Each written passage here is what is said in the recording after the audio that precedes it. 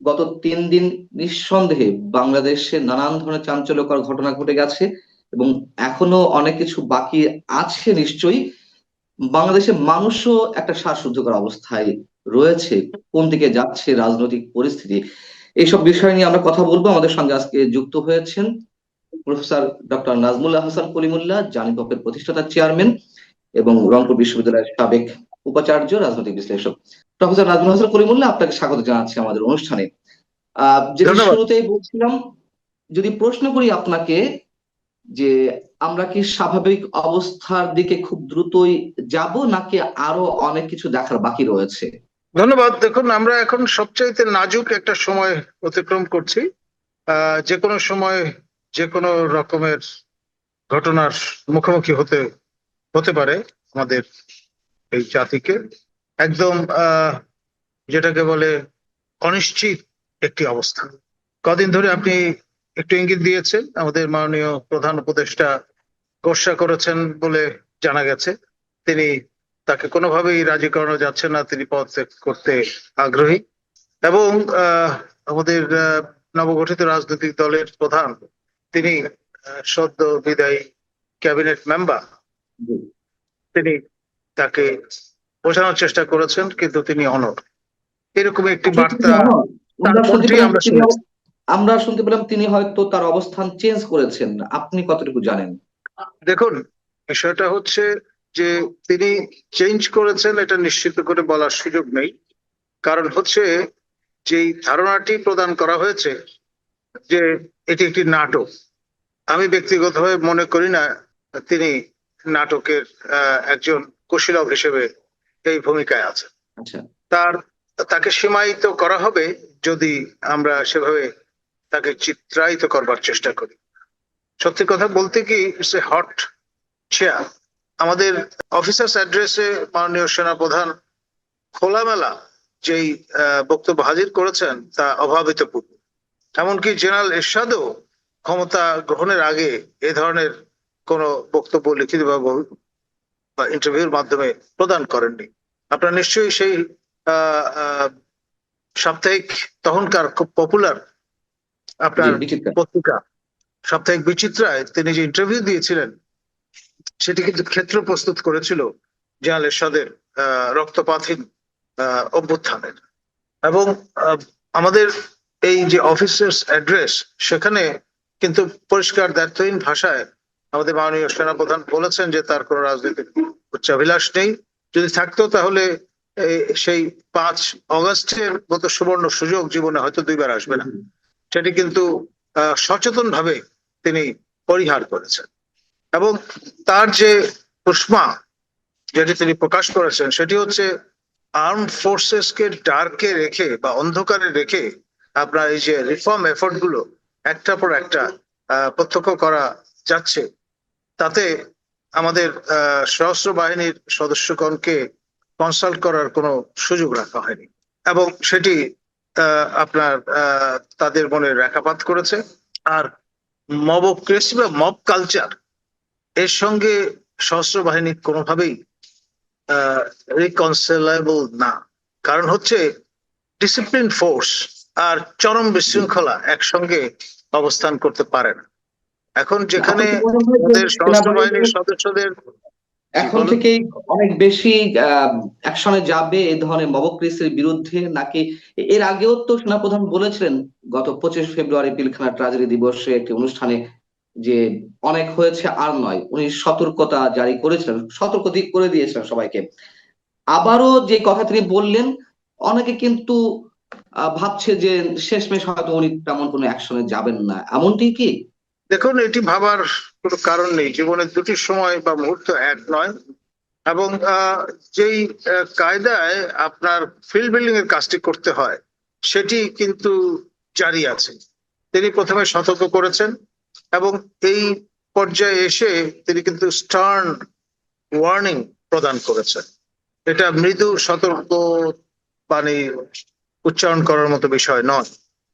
আর আরেকটি বিষয়, সেটি হচ্ছে একেবারে অন্তিম পর্যায়ে যখন চলে আসে, তখন সেটা হয় লাস্ট কল। সেটা আমরা যেন ভুলে না যাই। আমি মনে করি তিনি যে অফিসার্স অ্যাড্রেস প্রদান করেছেন সেখানে যে বিষয়গুলো তিনি উল্লেখ করেছেন তা সবই কিন্তু লাস্ট কলের অন্তর্গত বিষয়, হালকাভাবে নেওয়ার কোনো সুযোগ আছে বলে আমি মনে করি না। জি। এবং আপনি ডক্টর মোহাম্মদ ইউনূস সাহেবের পদত্যাগের বিষয়টি আপনি বলছেন যে উনি সিরিয়াসলি এটি বলেছেন, নাটকের কোনো অংশ নয়। তাহলে এবং আপনি এও বলছেন যে এখনো পর্যন্ত তিনি তার সেই সিদ্ধান্তেই আছেন যতদূর পর্যন্ত আপনি জানেন। আহ যদি তাই হয় তাহলে রাজনৈতিক পরিস্থিতি কি আরো বেশি ঘোলাটে হবে? দেখুন, তিনি যদি অনড় না থাকতেন তাহলে পারসুয়েশনের কোনো প্রয়োজন ছিল না।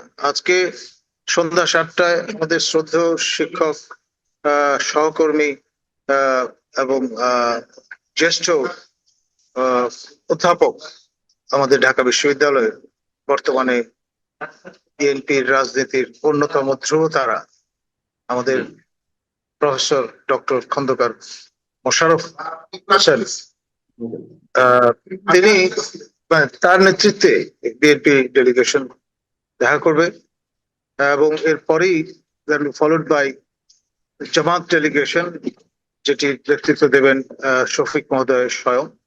তারপরে আপনার এনসিপি নাহিদ মহোদয়ের নেতৃত্বে দেখা করবে। এই যে চূড়ান্ত পারসুয়েশন, তারপরে যদি মন না গলে তাহলে হয়তো দেখা যাবে তিনি আহ, আপনার নিঃশব্দে চলে যাবেন, অথবা আপনার জাতির উদ্দেশ্যে একটি ভাষণ প্রদান করবেন। এই দুটি অপশন আছে। অথবা তিনি হয়তো সময় নিতে পারেন, আপনার একটা ডেডলাইন বেঁধে দিতে পারেন যে এর মধ্যে যদি পরিস্থিতি উন্নতি না ঘটে তাহলে তার আর কোনো উপায় থাকবে না। এখন মুশকিল যেটা, সেটা হচ্ছে জুলাই বোঝাতে ঘোষণা। চাইছেন পরিস্থিতির উন্নতি বলতে তিনি কি মিন করতে চাইছেন? রাজনৈতিক দলগুলোর সঙ্গে এক ধরনের দূরত্ব, সশস্ত্র বাহিনীকে অন্ধকারে রেখে সবকিছু করা হচ্ছে, করিডোর বন্দর ইস্যুতে বিদেশিদের চাওয়াকে প্রাধান্য দেওয়া হচ্ছে, এনসিপি যেটি তার আশীর্বাদ পুষ্ট দল, তারা নানান ধরনের উত্তেজনা তৈরি করে বিভিন্ন দাবি দাওয়া আদায় করছে।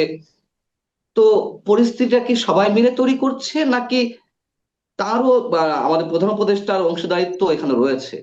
দেখুন, যে যার অবস্থানে থেকে সুতোর টানটা দিচ্ছেন এবং আলটিমেটলি অ্যাবজর্ভ করতে হচ্ছে কিন্তু মাননীয় প্রধান উপদেষ্টা মহোদয়কে।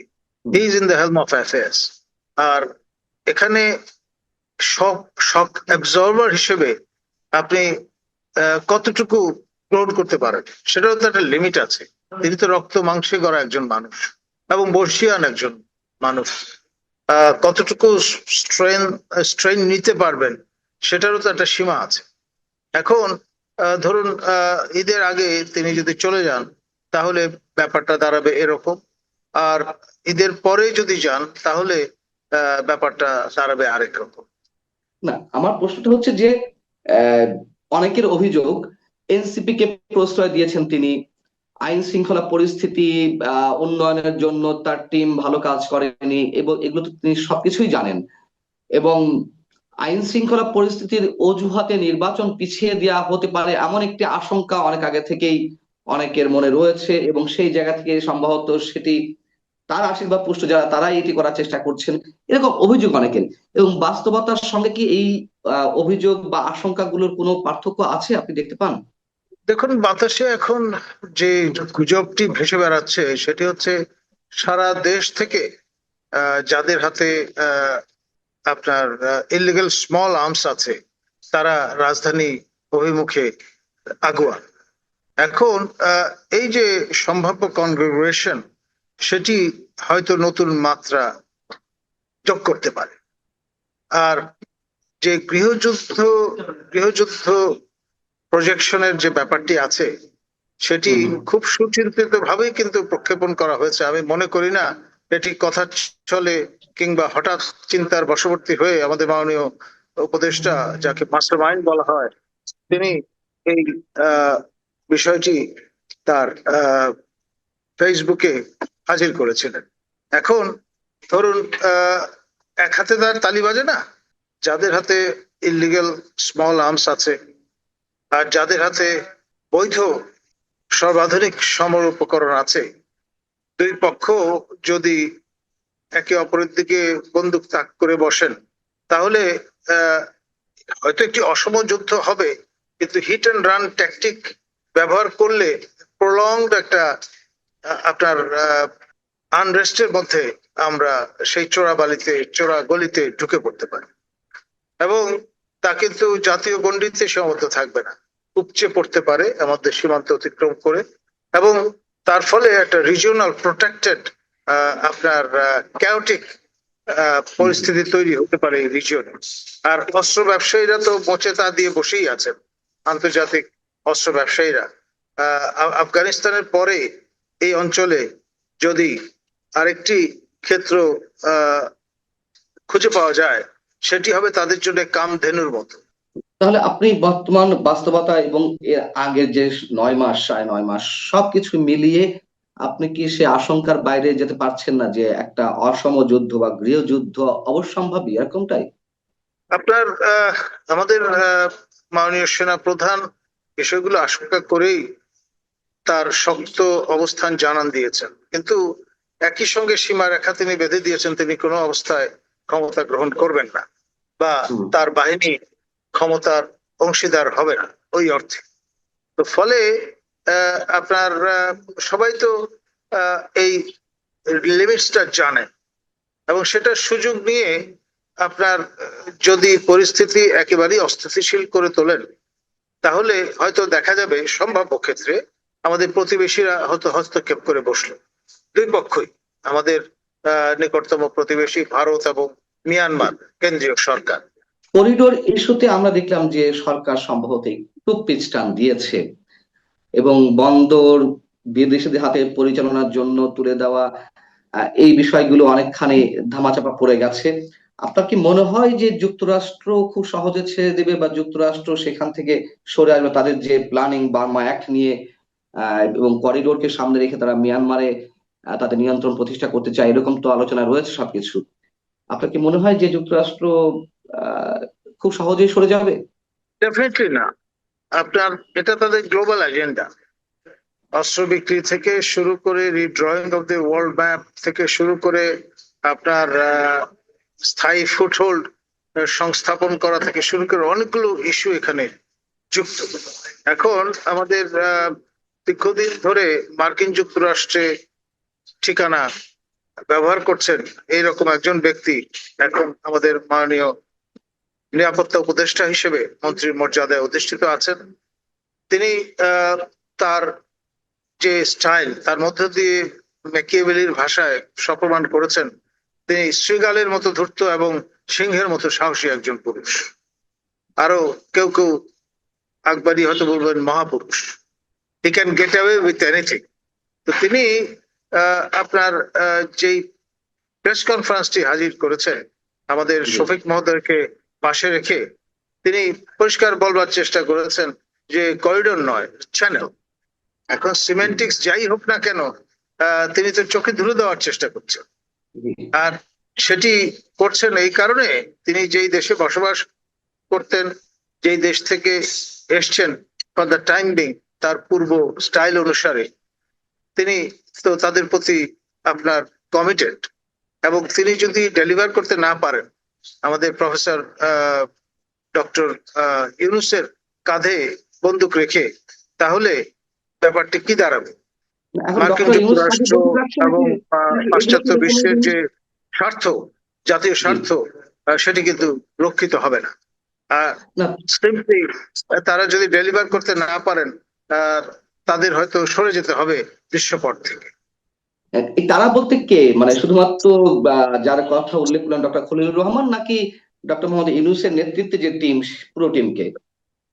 টু স্টার্ট উইথ খলিল মহোদয় আর আলটিমেটলি প্রফেসর ইউনুস, কারণ এখানে শ্রাগ অফ করার সুযোগ আছে ফজলুর রহমানকে, কারণ ইতিমধ্যে বিএনপি থেকে শুরু করে আরো অনেকেই তার পদচ্যুতি দাবি করছেন।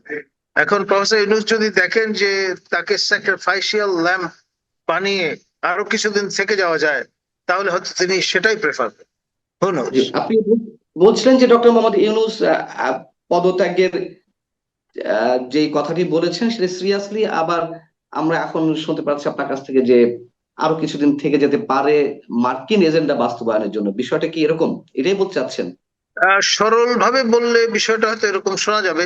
এটি শুধু মার্কিন এজেন্ডা বলা ঠিক হবে না, এটি হবে পাশ্চাত্য যে শক্তি আচ্ছা। নিশ্চয় হুম হুম। তাদের যে জোট, ন্যাটোর এবং প্যাকমের যে পার্সপেক্টিভ, সেই দৃষ্টিকোণ থেকে দেখাটা বেটার তাহলে এবং আমার বুঝতে প্রশ্ন সহজ তাহলে হবে। আমার প্রশ্ন তাহলে তিনি সিরিয়াসলি পদত্যাগের কথা কেন বলছেন, যদি মার্কিন বা এই পশ্চিমা জন্যই স্বার্থ বলছেন বজায় যে রাখা তার বিষয়? যদি তিনি ম্যানেজ করতে পারেন, অর্থাৎ আপনার খলিল মহোদয়কে ইজ আউট করে দিয়ে যদি সামাল দিতে পারেন ফর দ্য টাইম বিং, তাহলে একরকম। আর যদি দেখেন যে না, তিনি কিংবা খলিল সাহেব কিংবা আরো কাউকেও যদি শাগ অফ করেন, ইজ আউট করেন, তাহলেও এটা সামাল দেওয়া যাবে না। সেরকম পরিস্থিতি দাঁড়ালে তাকে আপনার সরে যেতেই হবে। আহ, মানে মার্কিন স্বার্থ হাসিল না করতে পারলে আহ, আপনার কি মনে হয় যে এখন কোন শক্তিগুলো বেশি খেলছে? ভারতের ইনভলভমেন্ট খেলাতে কতখানি, আর যুক্তরাষ্ট্র কতটা এগিয়ে? দেখুন, মার্কিনরাই যে ডক্ট্রিনের জন্ম দিয়েছে, সেটি একটা দিশা হিসেবে কাজ করছে। Munro doctrine, this is my backyard, America is for the Americans, যেই তত্ত্বটি তারা হাজির করেছিলেন এবং যে কারণে ইউরোপীয়দের ব্যাটল করতে দেননি নর্থ এবং সাউথ আমেরিকাতে, সেই একই রকমের যুক্তি এক অবস্থানে দাঁড় করিয়ে দিয়েছে ভারত এবং চীনের মতো আমাদের দুই প্রতিবেশী রাষ্ট্রকে। এটা তাদের উঠোন। এখানে 7 সমুদ্র 13 নদী পার হয়ে সেই ইউরোপ আমেরিকা থেকে এখানে এসে ছড়ি ঘোরাবেন লোকজন, অথবা হনুমানের ভূমিকা পালন করবেন পিঠাভাগের জন্য, সেটা তারা তাকিয়ে তাকিয়ে দেখবেন, এটা তো হতে পারে না। আর রাশানদের নিজস্ব, আমি বললাম যে ওয়ার্ল্ড ভিউ আছে, মিত্রক্ষীণ আর্কাইভ যা দিশা দেয়, সেই হুম হুম। দৃষ্টিকোণ থেকে দেখলে আপনার এখানে তাদের ইন্টারেস্ট সেটাও কিন্তু প্রোটেক্ট করার একটা বিষয় আছে। সব মিলিয়ে আপনার কাছে জানতে চাই যে তাহলে স্বাভাবিক অবস্থায় বাংলাদেশ খুব সহসায় যাচ্ছে না, অথবা নির্বাচন অনিশ্চিত? দেখুন, এটা সিমুলেশন গেমের মতো। আপনার নির্বাচন দ্রুততম সময়ের মধ্যে আপনার নিশ্চিত করবার জন্য আমাদের দেশপ্রেমিক সশস্ত্র বাহিনী সর্বাত্মক চেষ্টা করছে, কিন্তু মনে রাখতে হবে এই যে বড় মাঠের খেলোয়াড়, তিনি কিন্তু জাতীয় গণ্ডির মধ্যে সীমাবদ্ধ, তার স্পেয়ার অফ ইনফ্লুয়েন্স নেই। এবং এইরকম বড় মাপের একজন ব্যক্তি যখন হেলম অফ অ্যাফেয়ার্স থাকেন, তাকে আন্ডার এস্টিমেট করবার সুযোগ নেই। আপনার তিনি খেয়াল করে দেখেন, শেখ হাসিনার মতো ব্যক্তি যিনি টানা 16 বছর প্রায় হেলম অফ অ্যাফেয়ার্স ছিলেন, তাকে পর্যন্ত কুপকাত করে ছেড়েছেন। এবং নিশ্চয়ই সেই অ্যাডভার্টাইজমেন্ট গুলোর কথা আমরা ভুলে যাইনি। শখানেকের বেশি নোবেল লরেট তার পক্ষে অবস্থান নিয়েছেন জি, জি। এবং সচেতন ভাবে স্বাক্ষর করে সেই সমর্থন ব্যক্ত করেছেন। তো এটা তো চারটিখানি কথা না। যিনি এই কিন্তু তখন তো তিনি বিষয়গুলো বিতর্কিত মোবিলাইজ ছিলেন করার না, সক্ষমতা রাখেন, এখন তাকে অনেক বেশি বিতর্কিত আপনার হয়ে গেছেন সম্ভবত। একেবারে শেষ সময় পর্যন্ত তিনি কিন্তু আপনার আঁকড়ে থাকবার চেষ্টা করবেন। বেড়ালের 9টা জানের কথা আমরা জানি, ক্যাট হ্যাজ 9 লাইভস, তার হয়তো 19টা আছে, কে জানে। তাহলে আমার সেই প্রথম প্রশ্ন আবার করতে হয়, আমি এটা দিয়ে শেষ করতে চাই। তাহলে তিনি পদত্যাগের কথা বললেন কেন, বা দেখুন, সিরিয়াসলি তিনি আর কি তার করছেন কেন? তিনি রক্ত মাংসের মানুষ, তার অভিমান হতে পারে না? রাগ বিরাগের বশবর্তী তিনি হতে পারেন না? আর রাগ একটা বিরাগের বিশেষ বশবর্তী, কিন্তু বয়সে সিরিয়াসনেস তিনি চলে কতটুকু ছিল? গেছেন। তিনি, আপনি হয়তো বলবেন তিনি শপথ ভঙ্গের কাজ করছেন, কিন্তু at the end of the day তিনি কিন্তু রক্ত মাংসের মানুষ, সেটা আমরা যেন ভুলে না যাই। টু আর ইজ হিউম্যান, মানুষ মাত্রই ভুল করে। সেরকম হয়তো হয়তো একটা ভুল করে ফেলেছেন। প্রফেসর কলিমুল্লাহ, পশ্চিমাদের পরবর্তী খেলাটা কি? আমি এটির উত্তর নিয়ে শেষ করব। দেখুন, বার্মা অ্যাক্ট সেটি কার্যকর তারা যে কোনো মূল্যে করবেন, কাম হোয়াট। এবং পথে কেউ যদি প্রতিবন্ধক হয়ে দাঁড়ান, তাকে সিম্পলি ভেসে যেতে হবে। কিন্তু আপনি নিজেই বললেন এটা চীনের উঠোন, এটা ভারতের উঠোন, তারাও তো চুপ করে বসে থাকবে না। ডেফিনেটলি। তো সেই জন্যই আপনার গৃহযুদ্ধ যদি একটা মঞ্চস্থ হয়, তাহলে অবাক হওয়ার কিছু থাকবে না। অনেক ধন্যবাদ আপনাকে আমাদেরকে সময় দেওয়ার জন্য। দর্শক, শেষ করছি।